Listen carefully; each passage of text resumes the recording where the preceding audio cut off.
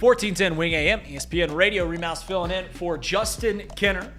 And, we talked a lot about the Reds today, and we're going to talk a little bit about the other sports team in town, the Cincinnati Bengals, who, similar to where the Reds are at, I think I've made this point a few times. I think we all have, and you guys certainly have over the last few months. It feels like whatever dream you were sold is dwindling. And for baseball, or at least for football, it feels like they're at a crossroads again. Yes. To where, like, if things don't get better, I don't even like a 9-8 season is going to kill us even more. But if things don't get better, then the dream that we were sold as Bengals fans is going to continue. So they're at a crossroads as well as we just are.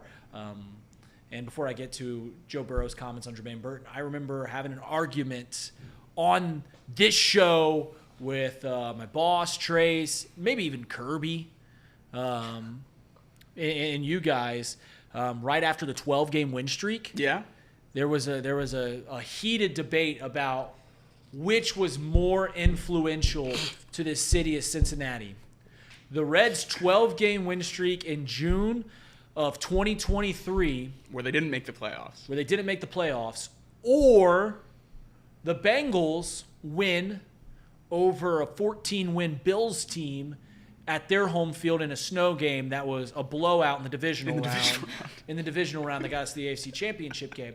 And the point wasn't to say who won that debate or who lost that debate. The point of it saying was we both thought both of those were like catalysts. Right. Where this is, I think, even to Kirby's or Trace's argument was that 12-game win streak has revitalized baseball in this city for the next decade. And the Bengals are like, this is our life now. We go to the AFC Championship game. We win playoff games. And not a good thing has happened for either team since then. For either team since then. So it's just funny that debate was 2 years ago and we haven't seen one good thing. But Joe said some nice things about Jermaine Burton. The quote was that Jermaine Burton has matured quite a bit coming into this year, and he's expecting a big year from Jermaine Burton. And I know there was so much excitement when it came to Jermaine Burton. You got seemingly a first-round talent in the third round, which coming off the heels of a draft where it felt like the Bengals reached, right, for multiple picks this year in the 2025 draft. That was the debate is like, man, the Bengals reached and they reached and they reached. Why can't someone fall to us? Well, you get a first-round talent. You're not going to get a first-round talent in the third round without some flaws. And I think we were a year into this and we know some flaws. That Jermaine Burton has matured, which this is my opinion on this whole thing. It's all well and good. I think we can see that Jermaine Burton can be not only just a viable another weapon for Joe Burrow, who's already got a plethora of weapons between Jamar Chase, who some argue is the best wide receiver in the league, and if he's not one, he's certainly two. T. Higgins, who would be a number one on 2/3 of the NFL franchises. Now you got a Jermaine Burton who can supplement, and he doesn't even have to have the attention brought on him. Right. He's basically free out there when T and Jamar are out there. T's obviously probably gonna miss a game or two this year, so then Jermaine can fill in. You got Mike Gesicki. That this you start daydreaming about what this offense can be. And I'm not saying that Joe is just saying this to kind of gas up Jermaine Burton, but it's hard for me to get excited about a guy that had character flaws in high school, that had character flaws in college, at multiple places. There's been a problem pretty much every way along the road that it's going to take more than one quote for me to go like, all right, Jermaine Burton's our guy. Like, you know what I'm saying? Like, it's gonna be hard for me. Though I believe you, Joe, I don't think he's just doing, leader speak or coach speak or whatever you want to call it, quarterback speak, trying to gas up one of his weapons and trying to give him instill confidence in him. I'm going to need to see something on the field. I'm going to need to see, maybe at least 6 months without him a picture of him in the casino at 6 a.m, or 6 months without him being evicted from his place of residence before I go, all right, Jermaine Burton's matured. Because those things weren't 10 years in the past. Those things aren't even 10 months in the past. So while I believe you, Joe, it's hard for me to get excited about this quote. Jacob, I know you have very high aspirations. I don't want to say expectations. No, right. I would say correct. they're aspirations for Jermaine Burton. I don't know if this quote does anything for you. It helps. I like to hear that he's in the facility every day. We talked about it a little bit last week. He did some of the out-of-facility outreach stuff with the team. He was walking around spending a lot of time with Jamar Chase, T. Higgins outside of the facility, and I think that's a really big thing for this team as well. Because if you remember last season when all this stuff kind of went down with Jermaine Burton, the stuff you're talking about there that led to his 1-game suspension, Jamar Chase explicitly said, that's not my job as the number 1 receiver on this team. He's got to figure it out himself, how to be a pro. Doesn't seem like they're taking that same route this offseason. It seems like everything we've heard, Zach Taylor, who we saw with a lot of excitement when they drafted Jermaine Burton, it seems like a lot of these guys are taking him under their wing and saying, we're going to make this work because we know what it can mean to this team if it does. We just talked last segment about how this is, we're going to score 50 points a game. This is going to be the best offense in football. Offensively, is there a single player who's a bigger ceiling raiser than Jermaine Burton? I think a lot of the players on this team, who? Some linemen. If we get great offensive line play, I think they can raise the ceiling. Who out of there is going to play up to expectation? If Amarius Mims is an All-Pro tackle, is a Pro Bowl All-Pro tackle, that raises the ceiling. I was thinking more the rookie guards, Fairchild, Volson. They're going to be league average, and if Jermaine Burton can be a legitimate wide receiver 3 on this team, we all love Yoshivas. Charlie Jones is a great punt returner.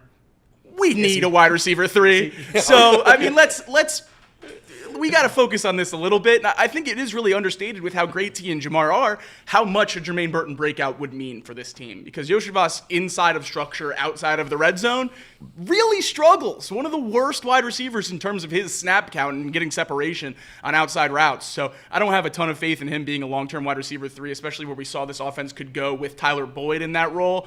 It can go so much further with Jamar and T. So I'm really optimistic about Burton. I love what we've heard so far, and I don't think the bar is that high for him to get on the field. I guess my biggest question when it comes to Jermaine Burton is I don't know what gap he fills in on this team.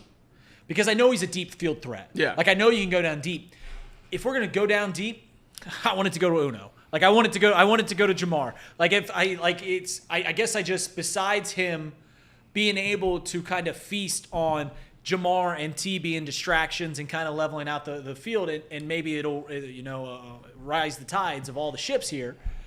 I guess I just don't see where Jermaine Burton flourishes. He could no doubt in my mind that he could help this offense be great. Maybe between him and Yoshi, you get Yoshi when you get near the red zone to score some touchdowns, and then you can get a couple 30, 40-yard bombs from Jermaine Burton, and then you got a really, really good platoon, if you want to call it, for a third guy there. But, yeah, I guess I just don't know where he fills the gaps from those other two guys. Slot Jamar. Slot Jamar? Yep. Okay. That's my answer. I think at least predominantly. We saw CeeDee Lamb when he moved in the slot in Dallas 2 years ago, and then Justin Jefferson 2 years ago in Minnesota when he won Offensive Player of the Year. Both those guys played predominantly in the slot, which isn't really something you see too often from a true number 1 receiver.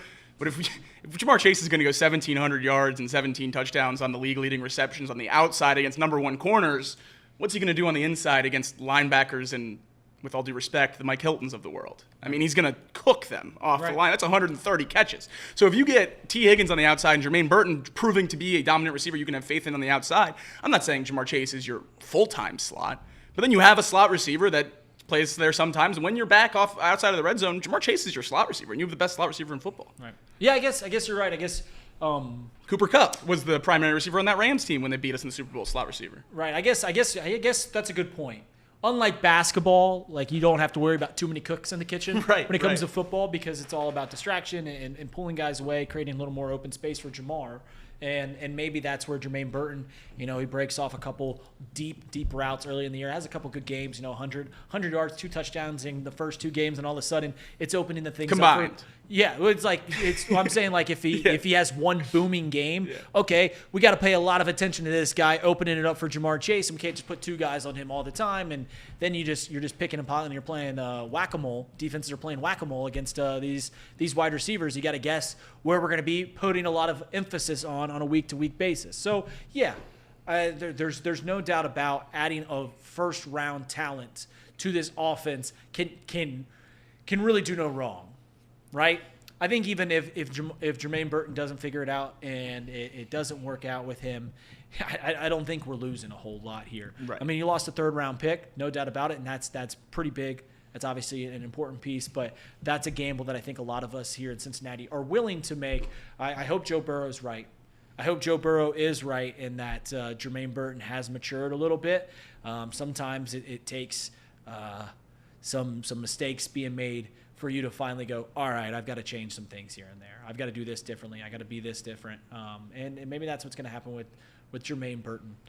We'll see. Jermaine Burton could never crack the field for the Bengals under this rookie contract and get cut because he keeps getting evicted and everything. That will still be one of my favorite processes this organization has ever made drafting in this era.